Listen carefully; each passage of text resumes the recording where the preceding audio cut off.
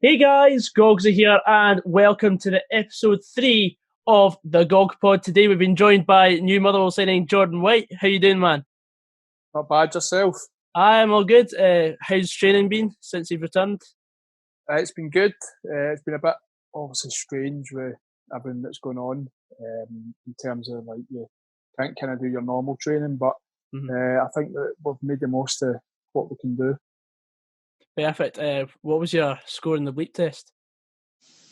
It was about 20.3 or something. It's better than my best anyway. Aye, so I done all right, to be fair.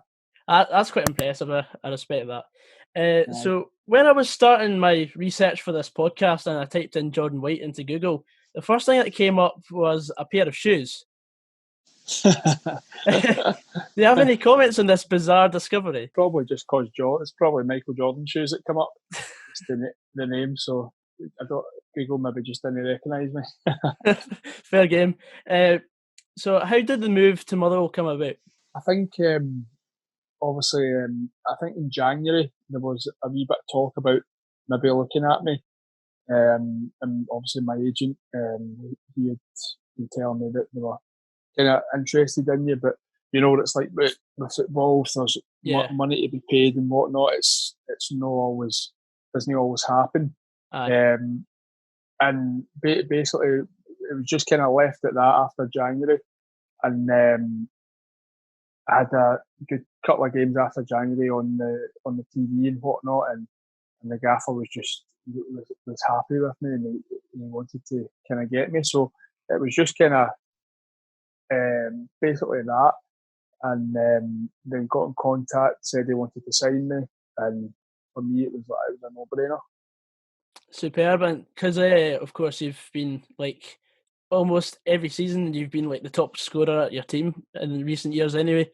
Because I was looking through your Wikipedia and all I kept seeing was top scorer for this team, top scorer for that team, which is great to see in a striker. So I'm sure you'll be very welcome once you start banging the goals in. Yeah, absolutely. I think I think as well with strikers, especially nowadays, it's a lot more than goals. That you need to bring to the plate.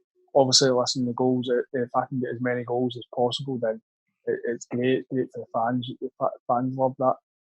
But the most important thing for me is doing well as a team and progressing as a team. And if you can get the results, and it doesn't even really matter who's scoring, but you know, as a striker, it's always nice to get on the end of it. Aye. So, for those who are unfamiliar with your style of play, what type of player are you? Well, I can mix my game up. If I need to do the kind of horrible side of the game, if we're going a bit more direct, I can be that target man. I can flick balls on and whatnot. But I actually prefer the ball at the feet or in behind. So you're like a Mark Viduka, you could say. But I thrive with good players round about me. If I've got good midfielders and good wingers round about me, then I thrive off that, because I know that I'll get my chances in the box, and I can link up play well, and that's one thing that attracted me to Motherwell. Yeah, absolutely, because we've got some fantastic players in Hilton. Oh, Polworth. Absolutely, nice. Like Liam Polworth, I think he had the most amount of assists last season. Yeah, that's right. Of course, you played with him at Inverness as well. Who would you compare yourself to? Is it like a Harry Kane, or, as I said, Viduka? Or I love the way kind of Ibrahimovic plays. All right. I mean, I've maybe not got quite the same confidence as him, but I don't know if anybody overhead kicks from 35 yards out. Aye, well, maybe not the overhead kicks for far out, but in terms of the way he's got a good touch, he's just got a kind of all round game. He's very good, and obviously, like you always aspire to be as good as these players.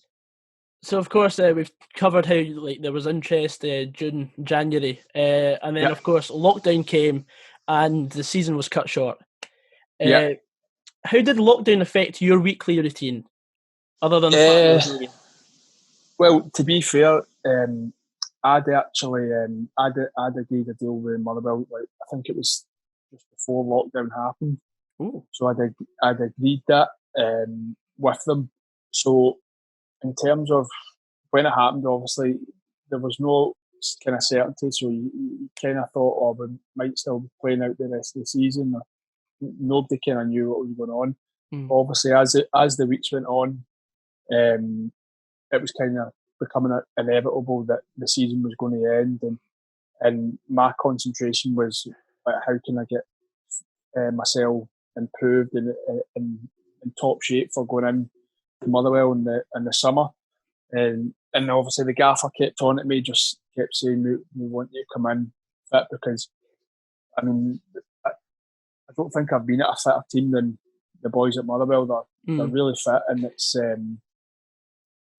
I kind of knew. Obviously, I know Big Deck, so he kind of told me a bit about it. And in lockdown, I kind of got myself into a routine of just like constantly doing running, and ended because you'll be competing with the likes of Alan Campbell, who's probably in the gym at 7 a.m.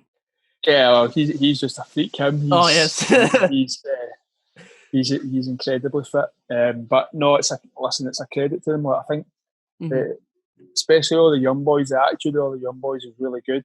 It's something I've not kind of seen before, in terms of like the professionalism and everything. So it's a breath of fresh air.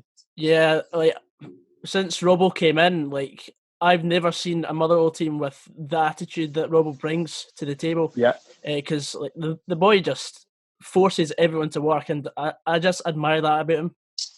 Yeah. No, absolutely. I think the one thing you've got to do at Motherwell is buy into what the coaching staff are giving you, because if you buy into it, they'll make you a better player. And for me, that's what football's all about. You always want to improve, and to work under management who wants to improve you, then it's perfect for a player. Yeah, and as I'm just saying this, Scott Fox has been announced on the Motherwell Twitter as Motherwell's 4th signing of the season. Superb. We've actually got a backup goalie now. Aye. But you probably knew that already. Aye, well, I did kind of know that. Aye, but no, listen, Fox, he's a good keeper. But he was at County when obviously when I was at Inverness, and every time we played them, he was always man of the match. So it was a bit annoying, but at least he's on your team this time. Aye, well, I scored a few past him, so I'll wind him up. You'll have that over him. If you had the option to choose a fellow professional to be in self-isolation with, who would it have been and why? Well, I think if I don't say Declan Gallagher, then I think he'll fall out with me. So I'd have to say him, and just because he's probably my closest mate in football, and his banter's no bad at times. You'd have just been sitting watching him stream on Twitch. I know. He's unreal with that, isn't he? Him and Tony Watt. Oh, I played pro clubs with him a few times. Aye. It was a good laugh.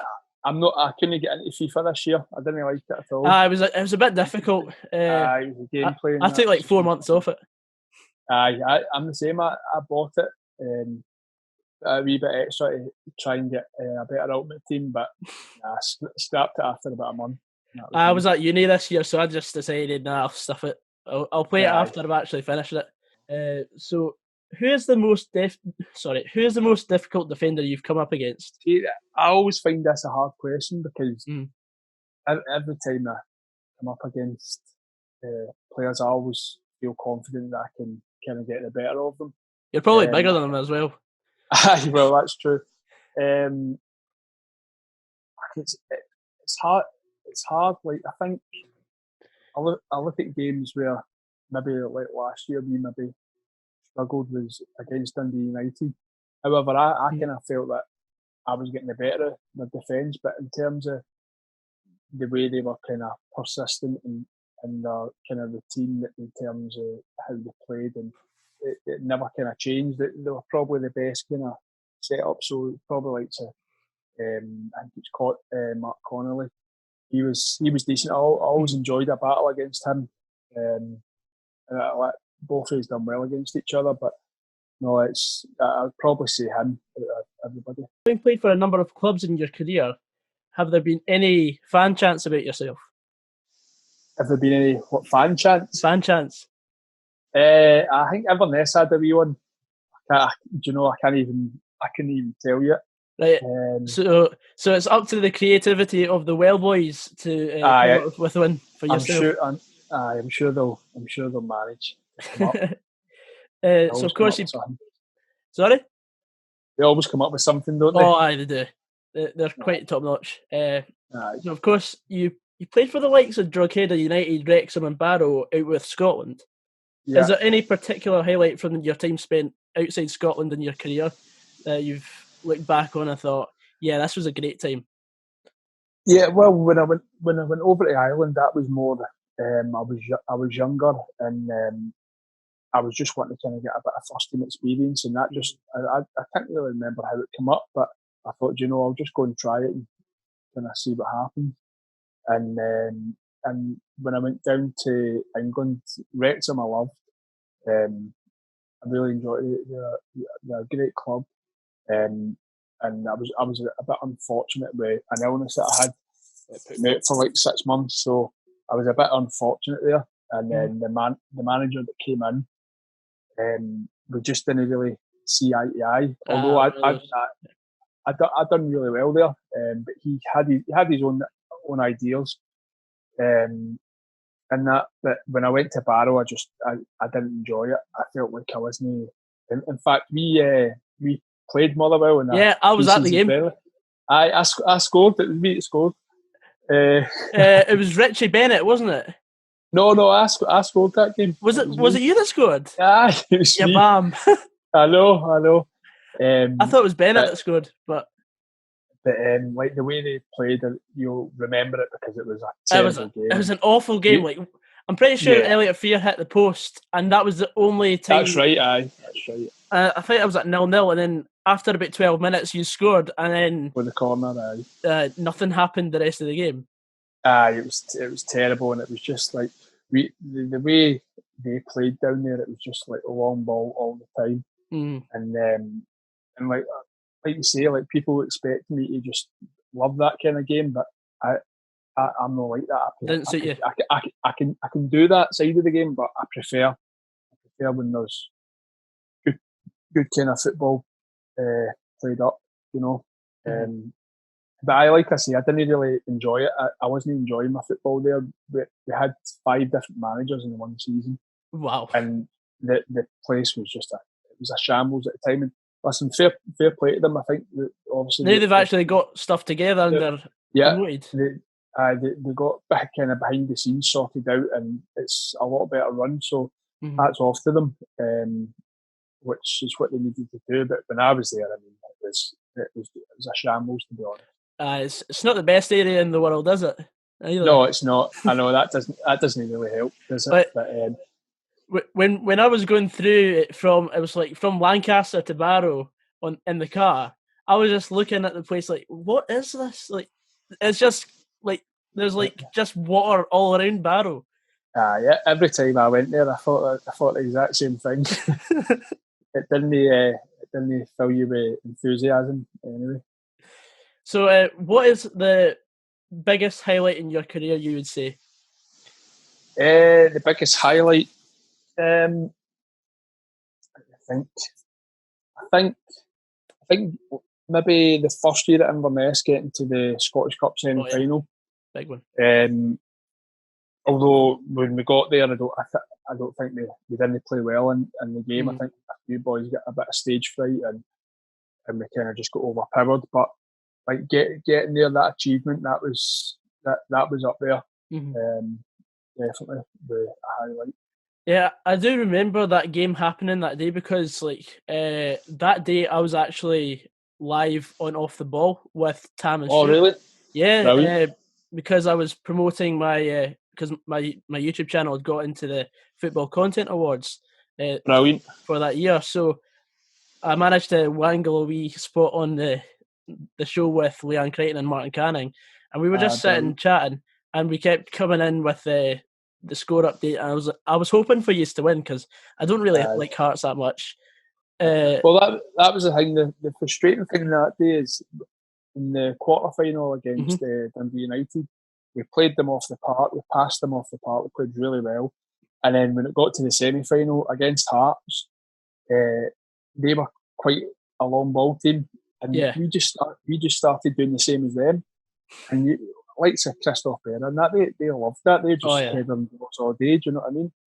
And that was the thing for me. We just kind of lost a bit of composure and then get a wee bit stage fright, and you end up just going long and it goes to nothing. It's not the best when the other team sort of dictates the play, and obviously you'd have seen that. But so what would you say is the best game you've played in? Like, what's the one game that you've thought, I don't want this to end because I'm enjoying myself too much?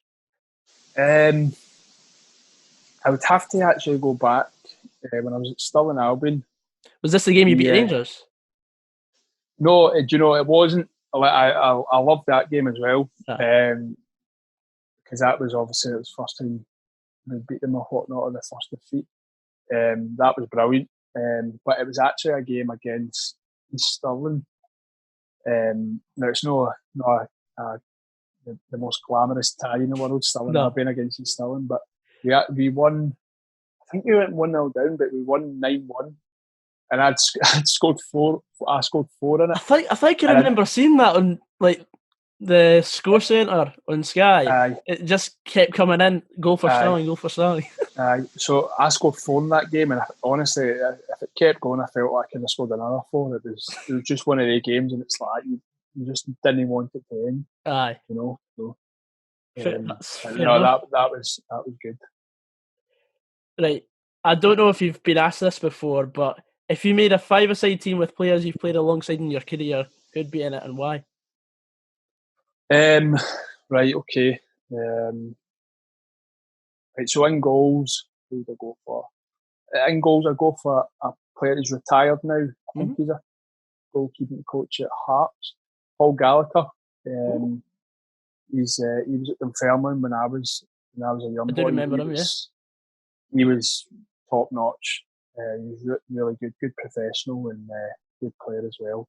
I'd probably have him in goals. I probably only have one defender, and again I'd need to say Declan Gallagher. Oh yeah, got to. I mean, he's basically 2 defenders on a 5-a-side pitch. Well, exactly. But although obviously me and him are like best mates, but it genuinely is like I think people underrate how good a player he is, and but I love playing with Declan. Maybe go who else in the middle.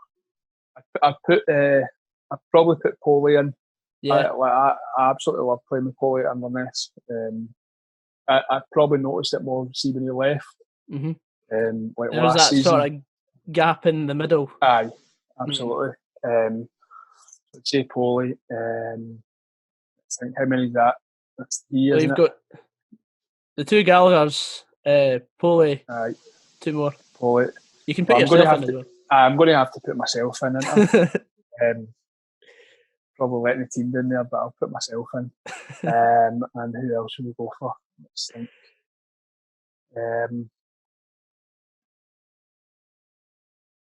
I'll go for.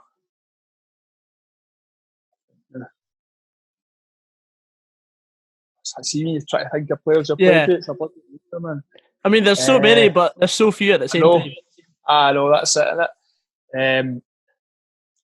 Do you know, I'll go for a player at Livingston that I liked playing with. Was Mark Fotheringham. No, he was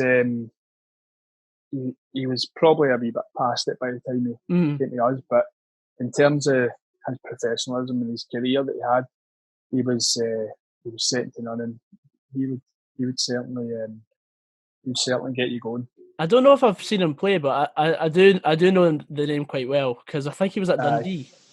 Aye, that's right. He started at Celtic and then he's played with like Norwich and that. He's captain of Norwich and everything. So that's a good move then. So I'd probably have him in my team. It's well known that the Motherwell team has a karaoke night during the pre-season. As you're a new signing, what would you sing as your induction song? My induction song is usually a bit of Shaggy. Oh, right. Angels. Smooth operator. Yeah, smooth operator, that's it. No, Angels I'd go for. I've got the wee chorus and the wee rapping bit, so I can probably produce that. Yeah, That'd be chanter my. then. I don't really like doing it, but that's my go-to. I've got the experience of always having to do it, so if need be, then I can produce that definitely. Respect that. Right, here's the make or break round of the podcast. This is the two questions that are the really big stuff. Everyone loves answering these.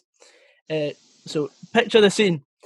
You're standing in the pick and mix aisle of a sweet shop. You can only pick 3 sweets to put in your bag. What are they? What would you choose and why? The watermelon slices. See the fizzy watermelon slices? Yes. Because they're my favourite. Yeah, good choice. I'd probably pick the kind of blue and pink cola bottles. Oh yeah, the fizzy ones. Yeah. And I'd maybe mix it up with a wee bit of chocolate raisins as well. Oh, chocolate in there. That is a fantastic selection. I think you've overtaken Ricky Lammy here. What do you go for? I'm trying to remember now. Oh, it's right there. I can't actually. I think he went for giant straws, the Haribo straws. I'll have to write this down and put it into a league table. Yeah, I think he went the big Haribo straws. Treats himself to that on a Saturday night. Aye. I can't remember the other two, but so I think you're leading the league table right there. I will take that in. Next question. You have to make a dressing room playlist for this season. You can only pick 3 artists, and they cannot be a DJ because DJs use the voices of other people. Who are they and why? Right, okay. First person I think I'd go is Drake, because the reason being is I think there's a lot of footballers who like him. I think the changing room would appreciate that. Yeah. Crowd favourite. Aye. Second, I'd maybe put a bit of Ed Sheeran in there. I like Ed Sheeran. That's respectable as well. Aye. Although it might not get the boys going at times, but we'll see. I don't mind him. Lastly, I'm since you've said no DJs, I'm struggling here. I was going to say GBX, wasn't I? Lastly, does Calvin Harris count? Well, Calvin Harris sings his own stuff as well. Like, yeah, he does. Yeah, I'll allow you with Calvin Harris because he's Scottish. I appreciate that. Aye, take that in. So I put a bit of Calvin in there as well. That's absolutely fair enough. Now, back on your move. Now, I believe your move to Motherwell was almost the worst kept secret in Scottish football, because there were quite a lot of people saying at the time, that probably around the time that you signed, they were like, "Oh, he's done this, he's done that, he's moved back down south." But what was it like when you were trying to keep that under wraps, and people were still like, "Oh, you coming to Motherwell, Jordan? You coming here?" What was it like? Well, obviously it's hard because you get some like Motherwell fans message you on Instagram, and you don't want to like ignore them. Mm-hmm. Like you feel bad, you're like, I want to just reply to them or whatever, but you've just got to try and keep it under wraps. Like for me, it wasn't too bad. It was probably my dad was desperate to tell everyone, so he loves it. So, because you're a local boy as well, aren't you? I grew up in Hamilton, but don't worry, I don't support them. Yeah, I respect that. I don't really care about Hamilton anyway. I just like the old firm. Aye. But, I won't ask you what in case you support either of them. But I do remember seeing in the research that you did play for Rangers at one point as well. Yeah, I think that I was under 11, so it was quite a while back, but I did have a year there. Right, so I've asked you some questions. Have you got any questions to ask me? Put me on the spot here. Tables have turned. I definitely have. Do you think you'll be the #1 podcast by the end of the year? In terms of Motherwell fan podcast? Yes, Motherwell fan podcast. Well, there are quite a few competitors out there, but I've only just started this up. And we've already reached 50 subscribers, which is a great milestone already to have in such a small time. But I'm aiming to at least get a professional footballer on every week because that's sort of the point of the podcast, because I've now got some good contacts. So I'm just hoping that we can just keep going on as it is, and you never know, we might hit a few more milestones yet before Christmas. Good man. And have you got any fellow player to nominate? I'd nominate Tony Watt. If you've not already done him, he loves it. You got a question for him? Just ask him why he uses yellow toothpaste. Yellow toothpaste. I'm aware of the joke there. Yeah, I'm sure you are. He loves that part, so he'll be all over that. That's perfect, because Ricky suggested me to ask either Tony or Declan on next, so I'll have them both on very soon, I hope.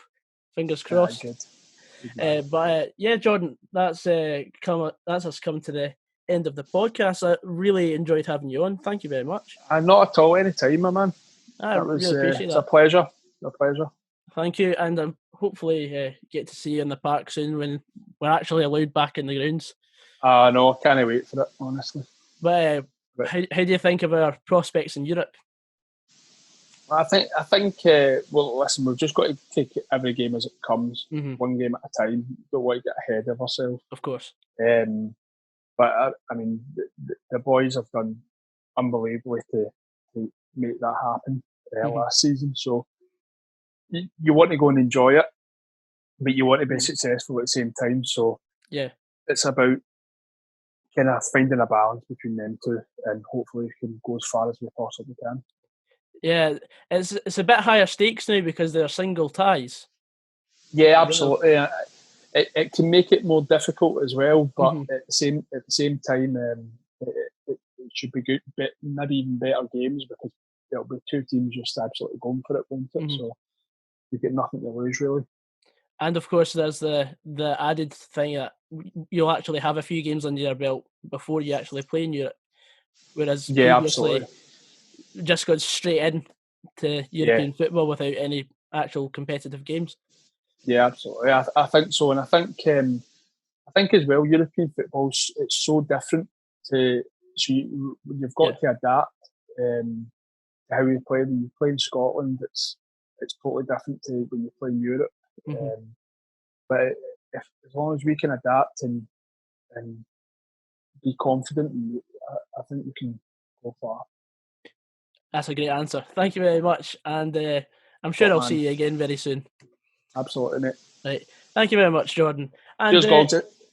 Anyway, guys, I hope you enjoyed this video, and thank you very much to Jordan once again for coming on, and I'll see you in the next one next week, and you never know who's going to come on next. I'll see you later, guys. Take care. And then I show my very bad lockdown haircut. Oh my God.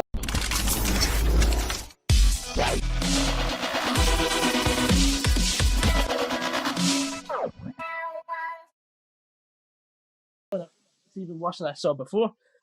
But yeah, you've got a much better bonnet than I do anyway.